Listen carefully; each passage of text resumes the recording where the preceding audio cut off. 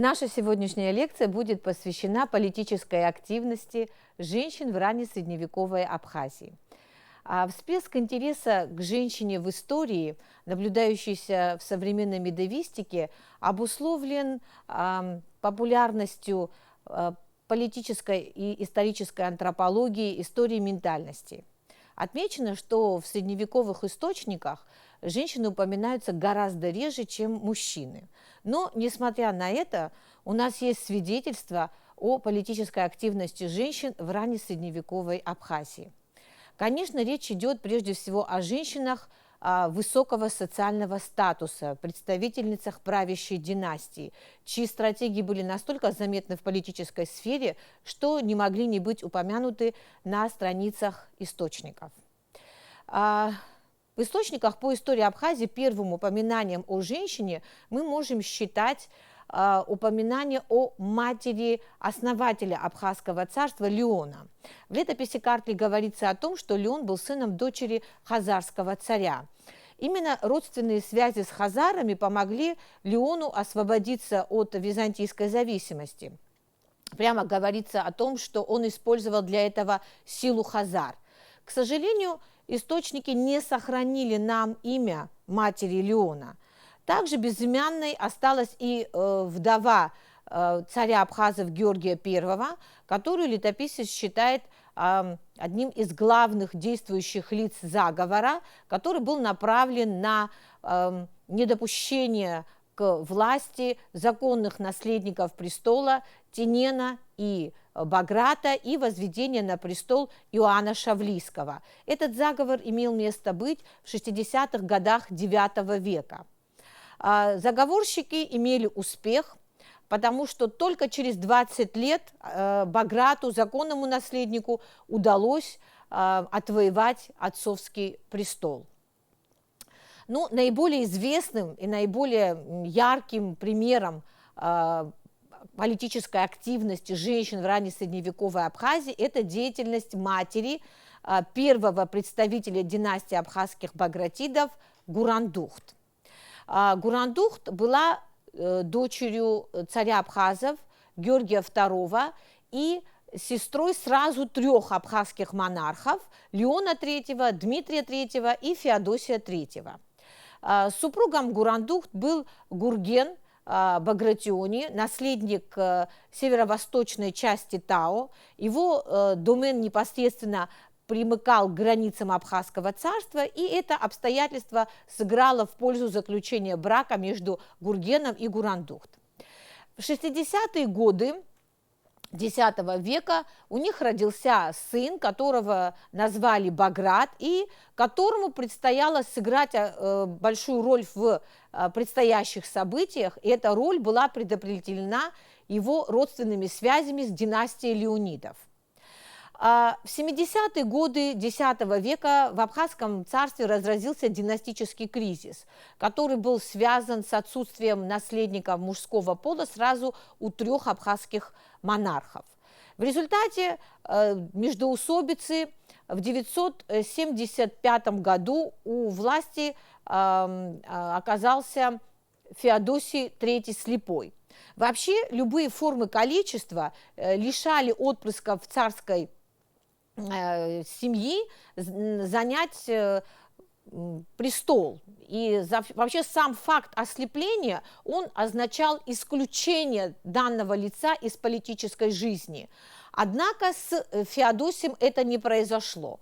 Почему? Наверное, абхазская знать посчитала, что вакуум власти будет гораздо страшнее для государства, чем, пускай слабый царь, но все-таки был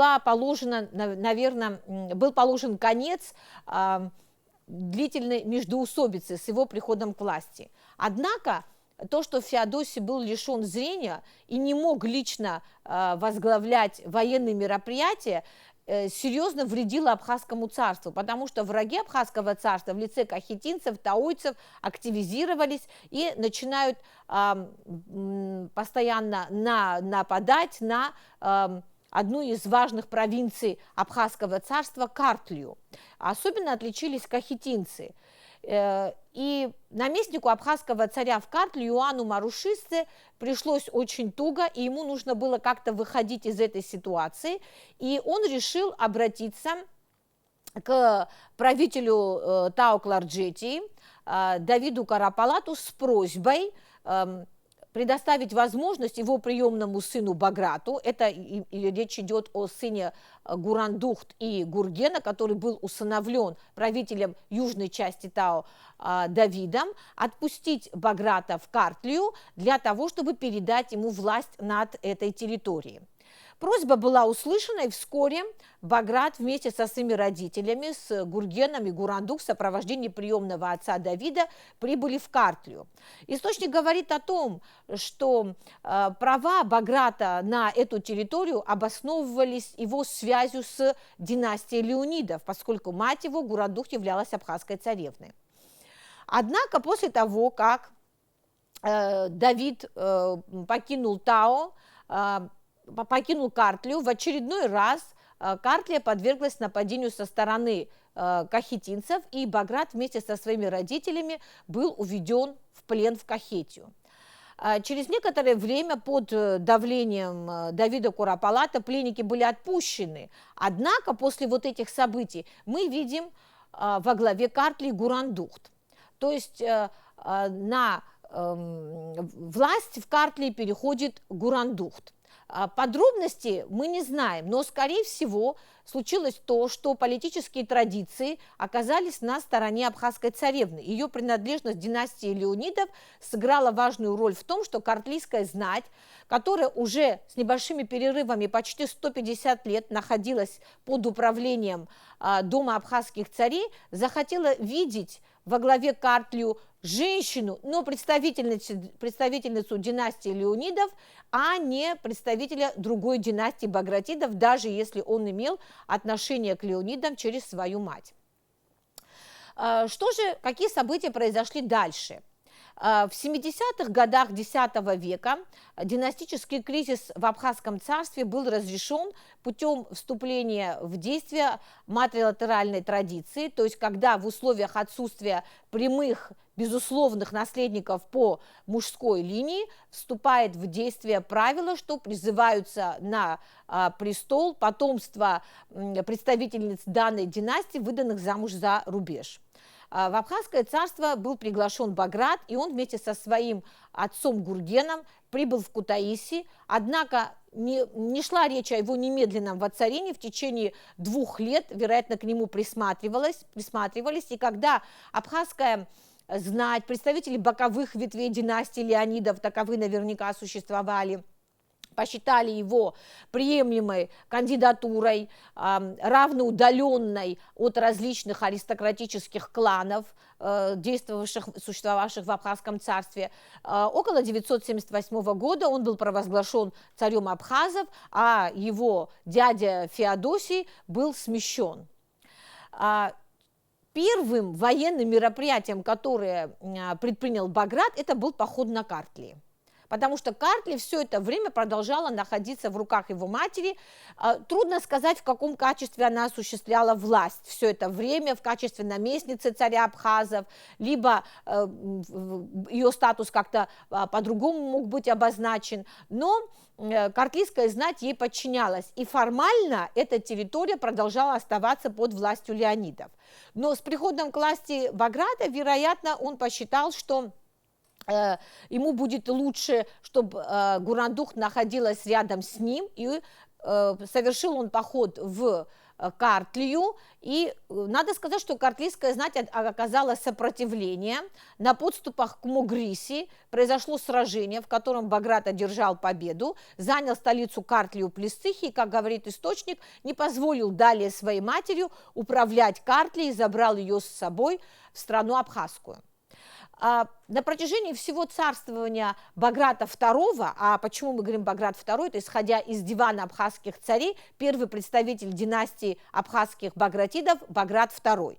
Так вот, на всем протяжении царствования Баграта его мать играла очень большую роль. Она не была исключена из политической жизни, даже несмотря на то, что между ними были противоречия, о чем, как я уже говорила, и летопись Картли сообщает об этом нам и эпиграфическая надпись из Атенского Сёни на армянском языке, выполненная Гержумом, сыном Ярослана, и которая датируется 982-986 годами.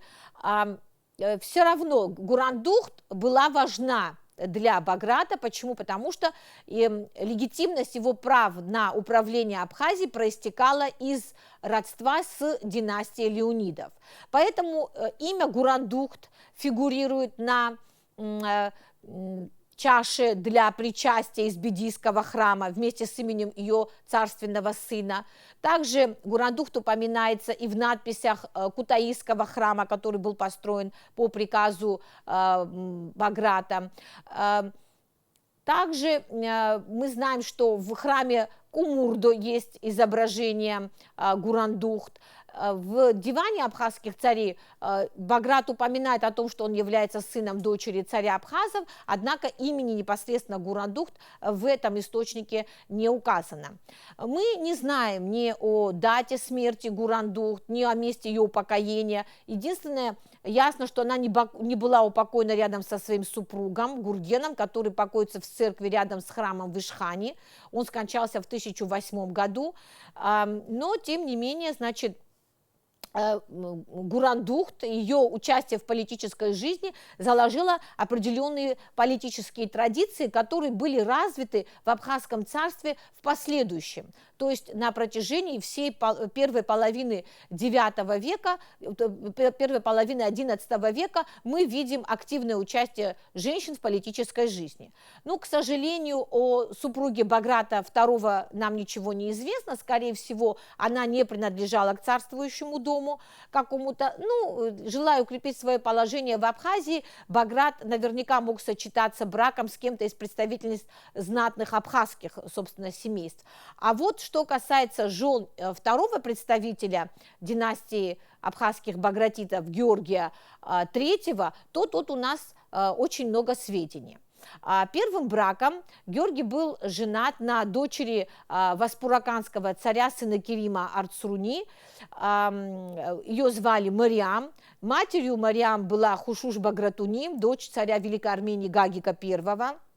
Этот брак преследовал политические цели, поскольку в первой половине XI века активную экспансионистскую политику вела Византия в Закавказье, были аннексированы ряд царств на территории, прилегающей к Абхазскому царству, а Георгий III, царь абхазов, был горячий приверженец независимости, и он искал себе союзников для борьбы с Византией, увидел такого союзника в лице Сенакерима Арцруни. Однако сложилась ситуация так, что Сенакерим Арцруни передал свое царство Византии и вместе со своей супругой и своими сыновьями отбыл в Византию, получив титул стратега Каппадокии. Таким образом, Георгий III утратил одного из союзников в Закавказье. Георгий воевал с византийским императором в двух кампаниях против Василия II. Он потерпел поражение и даже вынужден был отдать своего сына в заложники на 3 года. Но после его возвращения в 1025 году он возобновил военные действия против империи и планировал приобрести новых союзников. И вот такого нового союзника, с его точки зрения, он мог обрести в лице правителя Алании. Но в средние века договоры между государствами, союзы между государствами устанавливались путем совершения браков между представителями правящих домов. Поэтому брак с Мариам Арцруни был прекращен, и Георгий вступил в новый брак с дочерью правителя Алании Алдой. Конечно, для развода с Мариам ему нужны были какие-то веские основания, потому что этот брак был церковный. И трудно сказать, какой предлог был выбран для этого. Тем не менее, развод с Мариам состоялся, и значит, во втором браке у Георгия родился сын Дмитрий, чьи права на престол не подвергаются сомнению летописцам. То есть этот брак был законный. Однако буквально в 1027 году, в лета почти молодые, как говорит летопись Картли, Георгий III скончался. И ситуация, конечно, в Абхазском царстве обострилась, потому что две вдовствующие царицы, будем так говорить, и два сына. Сын от первого брака, которому в это время было 9 лет, это Баграт III, и совсем малолетний Дмитрий, сын от Аланки Алды. Противостояние было весьма жестким, и были аристократические кланы и группировки, которые поддерживали Мариам, и те, которые поддерживали Алду. И вот политическая активность самих женщин и Мариам, и Алды фиксируется источниками. Мариам, проявив недюжие дипломатические способности, отправилась в Константинополь на переговоры с византийским императором Романом III Аргиром. Надо сказать, что этот шаг шел вразрез с внешнеполитическим курсом, который проводил ее покойный супруг. Его политика была ярко антивизантийской. Однако для укрепления позиций своего сына она решилась на переговоры с Византией. В этих переговорах ей должно было помочь то, что ее отец и братья давно уже находились в Византии, находились на службе империи. В результате переговоры были проведены успешно, поскольку Мариам привезла своему сыну титул Куропалата, высокий византийский титул, а также невесту. В жены Баграту была выдана племянница византийского императора Елена. После этого позиции Баграта укрепились, потому что стало понятно, что он имеет определенную поддержку со стороны византийского императора, с которым теперь состоял в родственных отношениях. Однако буквально через год молодая царица Елена скончалась, и после этого отношения между Абхазским царством и Византией ухудшились. И тут, пользуясь этим моментом, противостоящая группировка во главе с Алдой, они предприняли практически тот же дипломатический ход, который годом раньше предприняла Мариам. Они теперь, в свою очередь, попытались заручиться поддержкой византийского императора. Но более того, Баграт III вступает в новый брак, и его избранницей становится дочь значит, осетинского правителя Бурена, что явно как раз свидетельствовало о том, что так же, как и его отец Георгий, он ищет союзника на Северном Кавказе. Но у Алды, видимо, не хватило столько способностей в деле дипломатическом, и тут по-другому завершилась ситуация, не так, как с Мариам и Багратом, потому что, чувствуя, что не имеет достаточно сил для того, чтобы бороться за престол в Абхазском царстве, Алда сочла за благо передать патримоний своего сына Дмитрия под юрисдикцию Византии. То есть, если летопись Картли говорит о том, что эта передача была произведена непосредственно Дмитрием, то византийский источник в лице Иоанна Скилица, он ближе к истине. Почему? Потому что все-таки Дмитрий был малолетний, и многие политические решения, естественно, за него принимала мать. В результате Анакапийская крепость, ее окрестности, так называемый Анакапийский удел, перешел под юрисдикцию Византии и оставался под ее юрисдикцией с 1033 по 1072 год, то есть практически 49 лет. В Анакапийской крепости в скорости уже обосновалась византийская администрация, однако Алда продолжала проживать в Византии, потому что эпиграфика нам дает основание полагать, что Алда не переехала в Византию, так как это сделал ее сын, потому что строительная надпись, датированная 1046 годом, упоминает ее имя. Это имеется в виду строительная надпись непосредственно в Анакапии обнаруженная. Ну, сейчас мы коснулись с вами судьбы двух цариц. Хотелось бы поговорить о том, что значит, в браке Георгия III и Мариам, помимо наследника и будущего царя Баграта, также родились 3 дочери – Гурандухт, Ката и Марфа, или Марта. Младшая дочь скончалась во младенчестве, а вот судьба старшей очень интересна. К сожалению, о ней известно гораздо меньше, чем о ее тезке, ее прабабушке Гурандухт, о которой мы с вами говорили, но ее политическая деятельность, ее судьба не менее интересны. Гурандухт появилась на свет где-то между 1019 и 1025 годами. И, конечно, не могло на ее судьбе, на формировании ее личности не сказаться и ранняя смерть отца, и перипетии начального царствования ее брата Баграта.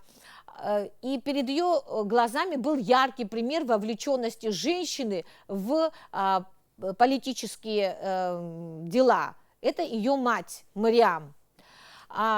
Поэтому нет ничего удивительного, что и ей пришлось сыграть важную политическую роль в истории Абхазского царства. Ее имя впервые упоминается в источнике в связи с политическим кризисом. Но надо сказать, что очень часто историки обратили на это внимание, имена представительниц правящей династии начинают в источниках упоминаться в периоды политических кризисов. То есть женская политическая активность в этот период возрастает. Так вот, самым, наверное, длительным, болезненным противостоянием в период правления Баграта III было противостояние его с мятежным воеводой Кылдекари Липаритом. Во время малолетства Баграта он значит, весьма укрепился, обзавелся надежными связями в Византии и внутри страны, и не хотел подчиняться приказам Баграта. Этот конфликт углублялся, пока в конце 30-х, начале 40-х годов не перерос в вооруженное противостояние. Липарит дважды пытался привести к власти Дмитрия Анакапийского при помощи византийцев. Это ему не удалось. Однако часть территории Абхазского царства, так называемые верхние земли, оказались под управлением Липарита и вышли из-под юрисдикции царя абхазов Баграта. Под давлением обстоятельств Баграт решил отправиться на переговоры в Константинополь. Его сопровождала в этой поездке мать, царица Мариам. Пребывание Баграта в Константинополе затянулось на долгих 3 года. Это скорее даже было похоже на заложничество, чем на ведение переговоров. В это время, то есть во время отсутствия Баграта, Липарит, который де-факто осуществлял власть над частью территории Абхазского царства, но в силу того, что не принадлежал к правящей династии, естественно, не имел никаких юридических на это прав, он обратился к супруге Баграта, царице Бурене, с предложением передать ему на воспитание малолетнего наследника престола Георгия. Но дело в том, что Баграт, отправляясь в Константинополь, уже венчал его на царство Георгия в качестве своего правителя. Конечно, такое решение болезненное Борена не могла принять в одиночку, не проинформировав своего супруга, не посовершавшись со своим окружением. Однако, видимо, настолько была серьезная ситуация, которая, вероятно, грозила и военными какими-то акциями со стороны Липарита, возможно, совместно с византийцами, что было принято решение о передаче Георгия Липариту. Но был найден своеобразный компромисс. Липарит был назначен воспитателем, а опекуном Георгия была назначена его тетя Гурандухт, то есть сестра его отца.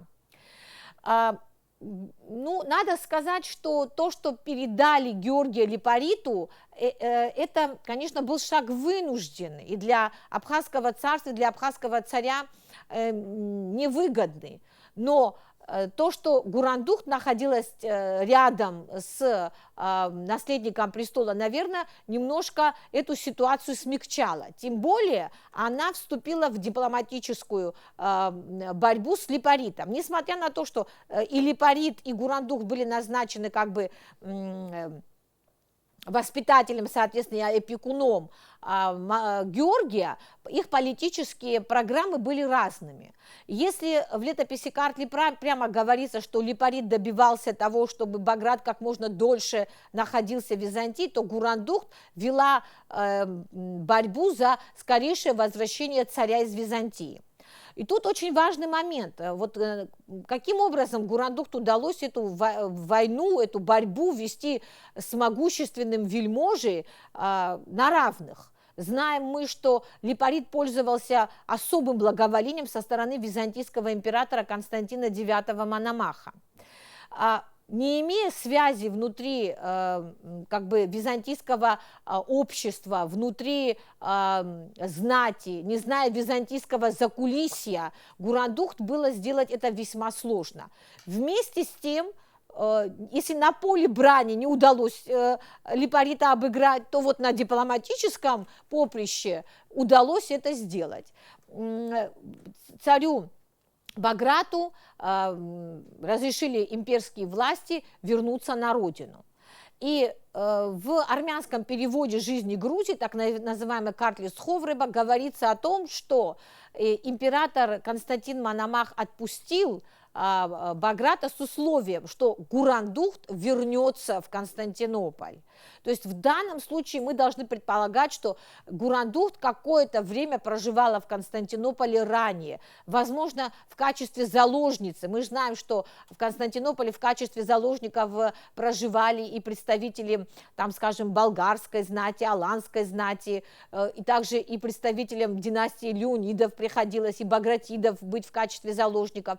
Так что, возможно, и Гурандухт в свое время тоже побывала в качестве заложницы в Византии. Поэтому она хорошо ориентировалась в придворных кругах и смогла добиться возвращения Баграта на родину. В летописи говорится, что возвращение царя было радостным, масштабным событием. И несмотря на то, что противостояние продолжилось, и с возвращением Баграта не прекратилось это противостояние с Липаритом, но все равно это привело к тому, что знать так называемых верхних земель, она стала тяготиться властью калдыкарского воеводы.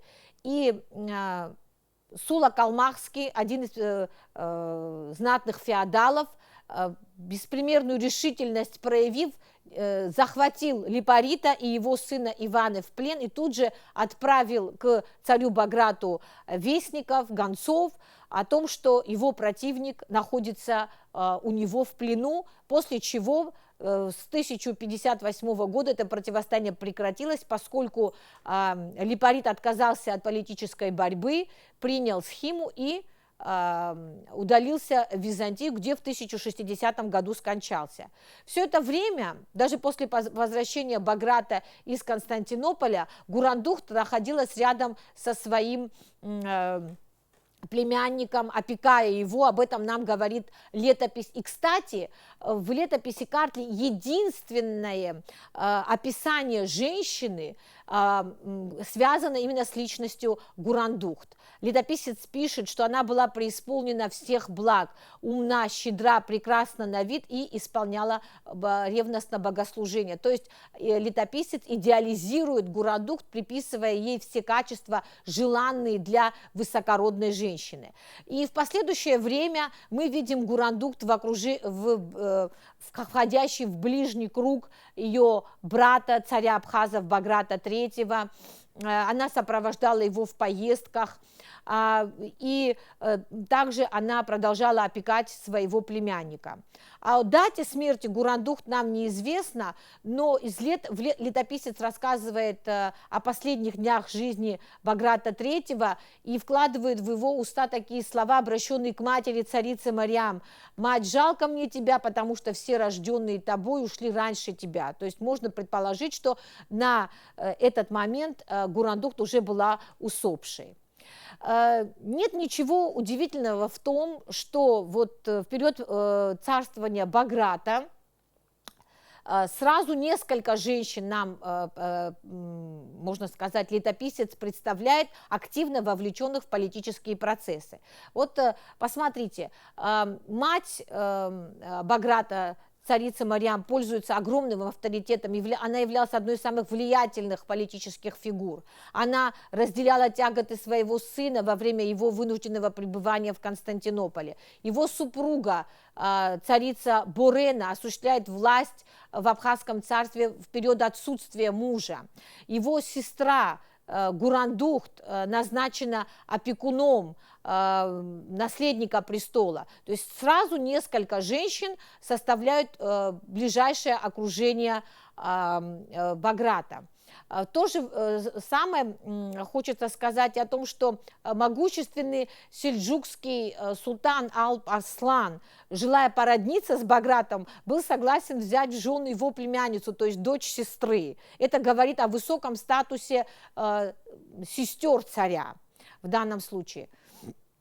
Но именно вот ничего удивительного нет в том, что и дочери Баграта, царевне Марте или Марфе, а всего у Баграта были две дочери, Марта и Марьям, и вот дочери его тоже была уготовлена незаурядная политическая судьба. Но политическая ее активность в основном была проявлена в бытность ее византийской императрицы. На самом деле Марта впервые оказалась в Константинополе в возрасте 3 лет в 1056 году. Прибыла она в Константинополь в качестве заложницы.